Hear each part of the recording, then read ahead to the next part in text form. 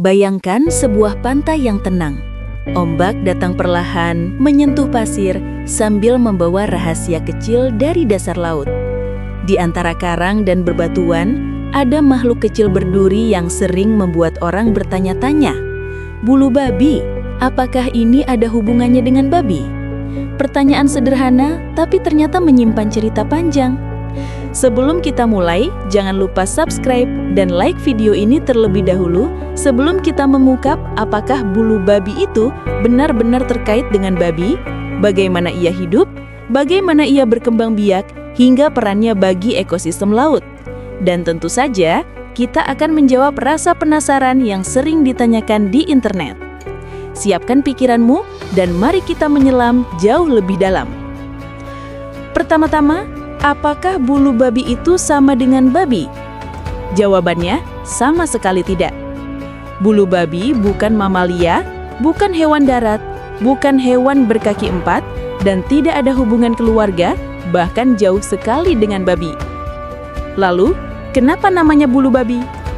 Nama ini sebenarnya berasal dari terjemahan lama bahasa Inggris, sea urchin. Di masa dahulu, kata urchin bisa berarti babi kecil yang penuh duri atau makhluk mungil yang suka bikin salah tingkah. Karena bentuknya bulat dan berduri, orang zaman dulu menyamakannya dengan anak babi liar kecil berduri. Seiring waktu, istilah itu melekat. Dalam bahasa Indonesia, diterjemahkan sebagai bulu babi. Dan sampai sekarang membuat banyak orang salah paham. Jadi, bulu babi itu apa? Bulu babi adalah hewan Echinodermata, satu keluarga dengan bintang laut, teripang, dan lili laut. Jadi kalau mau ditanya saudara dekatnya siapa, jawabannya bintang laut, bukan babi. Bentuk tubuhnya bulat, keras, dan diselubungi duri tajam. Duri ini bukan cuma hiasan, tapi alat pertahanan, alat bergerak, bahkan alat sensor. Bayangkan tubuh yang selalu bergerak pelan, memeriksa lingkungan, merasakan tekanan air, dan melindungi diri dari predator. Itulah kehidupan sehari-hari bulu babi. Jika kita mendekat ke dasar laut dan memperhatikan bulu babi dari jarak sangat dekat, kita akan melihat bahwa tubuhnya benar-benar unik. Bentuknya bulat seperti bola kecil yang ditutupi oleh ratusan duri bergerak. Duri-duri itu tidak hanya berdiri kaku, tetapi bisa berputar perlahan seolah sedang merasakan apapun yang lewat di sekelilingnya. Setiap duri terhubung ke sendi kecil, sehingga bulu babi mampu menyesuaikan arah durinya ketika butuh melindungi diri. Di antara duri-duri tersebut, tersembunyi kaki-kaki tabung kecil yang jumlahnya sangat banyak. Sekilas seperti tentakel mini yang menempel di seluruh tubuhnya. Kaki-kaki tabung inilah yang membantu bulu babi menempel pada karang dan bergerak pelan di dasar laut. Jika diperhatikan lebih teliti, di bagian bawah tubuhnya terdapat mulut berbentuk rumit yang disebut lantern of Aristotle, sebuah struktur yang telah berevolusi selama jutaan tahun untuk mengikis alga dan makanan lainnya. Warna tubuh bulu babi pun bervariasi, mulai dari hitam pekat, ungu gelap, merah keorenan, hingga hijau keemasan. Keindahan warnanya seringkali hanya terlihat ketika cahaya matahari menembus air, membuat bulu babi terlihat seperti bola duri yang memantulkan cahaya kehidupan bawah laut. Bulu babi hidup dalam dunia yang penuh gerakan air dan perubahan cahaya. Mereka tinggal di berbagai lingkungan laut, dari perairan dangkal yang terkena cahaya, hingga area yang lebih dalam dan misterius. Di antara batu-batu karang, mereka mencari celah atau lubang kecil untuk bersembunyi dari arus yang kuat dan para predator yang berkeliaran. Pada siang hari, bulu babi biasanya memilih bertahan di tempat yang teduh, bersembunyi di balik batu atau karang untuk melindungi tubuhnya dari panas dan ancaman. Lalu ketika malam tiba, mereka keluar perlahan dan mulai bergerak, mengarungi dasar laut dengan langkah kecil kaki tubuhnya. Kehidupan bulu babi terlihat sederhana dari luar, tetapi sebenarnya penuh dinamika. Mereka harus selalu peka terhadap pergerakan arus, keberadaan makanan, dan suara jauh dari predator yang mungkin mendekat. Mereka bukan makhluk yang bergerak cepat. Semua yang dilakukan bulu babi berlangsung dengan kesabaran dan ritme yang konsisten, seolah mengikuti alur kehidupan laut itu sendiri. Ketika bulu babi mulai mencari makan, mereka bergerak pelan mendekati batu atau karang yang diselimuti alga. Dengan mulutnya yang berbentuk aneh namun efisien, bulu babi mengikis lapisan alga sedikit demi sedikit. Makanannya memang sederhana, tapi perannya dalam menjaga keseimbangan ekosistem sangat besar. Tanpa bulu babi, alga bisa tumbuh terlalu cepat dan menutupi permukaan karang, menghalangi cahaya yang dibutuhkan karang untuk hidup. Selain alga, ada juga bulu babi tertentu yang memakan sisa organisme yang telah mati atau partikel kecil yang terbawa arus. Mereka seperti pembersih alami yang membantu menjaga dasar laut tetap sehat. Meskipun terlihat seperti makhluk kecil yang tak banyak bergerak, bulu babi memiliki kebiasaan makan yang sangat menentukan kelangsungan banyak makhluk lain di sekitarnya. Walaupun tubuhnya penuh duri, bulu babi bukan tanpa ancaman. Di dunia bawah laut, selalu ada makhluk yang lebih besar, lebih kuat, atau lebih pintar yang tahu bagaimana menghadapi pertahanan bulu babi. Salah satu musuh yang terkenal adalah ikan buntal yang memiliki gigi kuat untuk menghancurkan cangkang keras bulu babi. Ada pula bintang laut pemangsa yang perlahan-lahan membuka cangkangnya hingga bulu babi tak dapat berkutik. Beberapa spesies keong laut raksasa seperti triton trompet dapat menyedut dan melumpuhkan bulu babi. Dan tentu saja manusia juga menjadi salah satu predator yang mengambil bulu babi untuk dikonsumsi. Meski begitu, bulu babi tidak pernah menyerang. Mereka hanya mengandalkan duri dan kemampuan bersembunyi untuk bertahan hidup. Kehidupan mereka adalah gambaran keseimbangan alami antara perlindungan dan kerentanan. Sebuah pengingat bahwa meskipun tampak kuat dengan duri tajam, mereka tetap bagian dari jaringan kehidupan laut yang saling tergantung. Bulu babi berkembang biak dengan cara melepaskan telur dan sperma ke air. Proses ini disebut pemijahan. Setelah itu, pembuahan terjadi di luar tubuh. Anak bulu babi yang baru menetas tidak langsung menjadi bentuk bulat berduri seperti yang kita kenal. Mereka melalui fase larva yang mirip plankton, mengapung, bergerak mengikuti arus, dan perlahan tumbuh menjadi bentuk dewasa. Proses ini bisa berlangsung berminggu-minggu hingga berbulan-bulan. Berapa lama bulu babi bisa hidup? Tergantung spesiesnya. Beberapa hanya hidup sekitar 3 hingga 5 tahun. Tapi ada spesies yang dapat mencapai umur puluhan tahun. Bahkan ada laporan beberapa jenis bisa hidup sampai 100 tahun di alam liar. Ini membuat bulu babi termasuk hewan laut yang cukup panjang umur dibanding ukurannya. Jika kita menelusuri dunia bulu babi lebih dalam, kita akan menemukan banyak fakta yang tidak hanya mengejutkan, tetapi juga memperlihatkan betapa hebatnya makhluk kecil ini bertahan hidup di dunia yang keras seperti lautan. Misalnya, banyak yang tidak menyangka bahwa bulu babi adalah hewan yang hidup tanpa otak. Tidak ada organ pusat yang mengatur tubuh mereka seperti mamalia. Namun bukan berarti mereka tidak cerdas.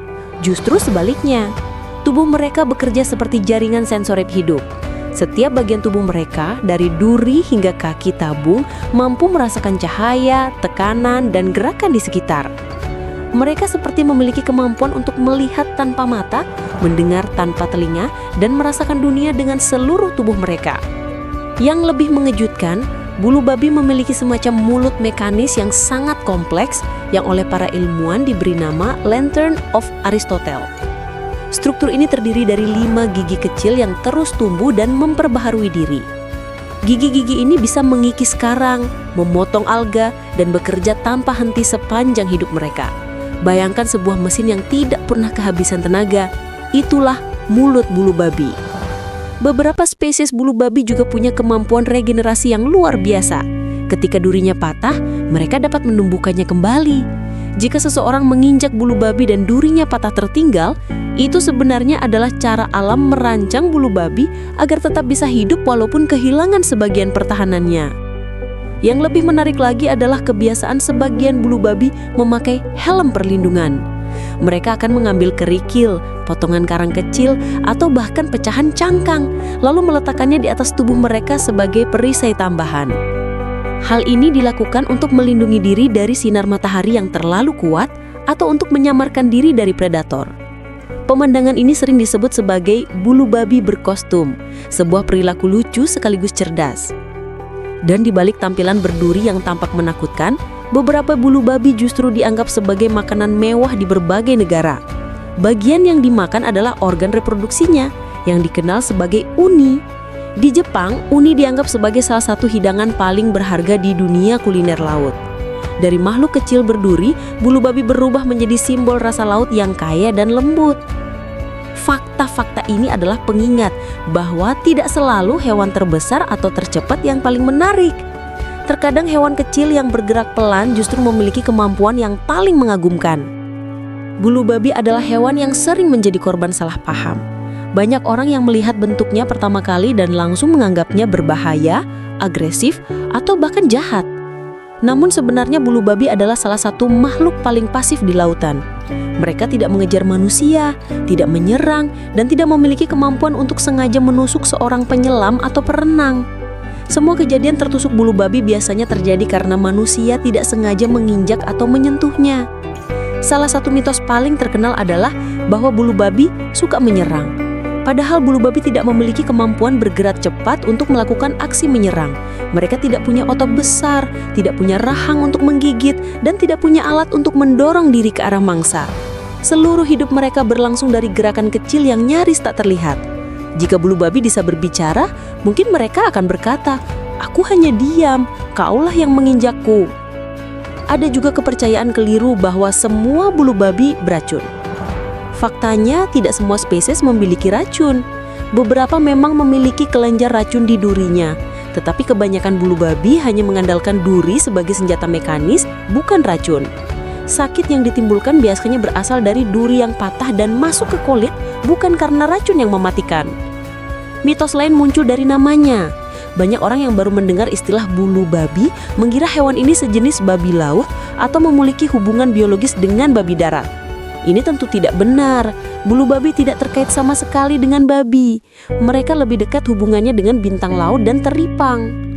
Nama bulu babi hanyalah terjemahan kuno dari istilah dalam bahasa Inggris yang menggunakan kata urchin, yang pada zaman dulu bisa merujuk pada makhluk kecil dan berduri.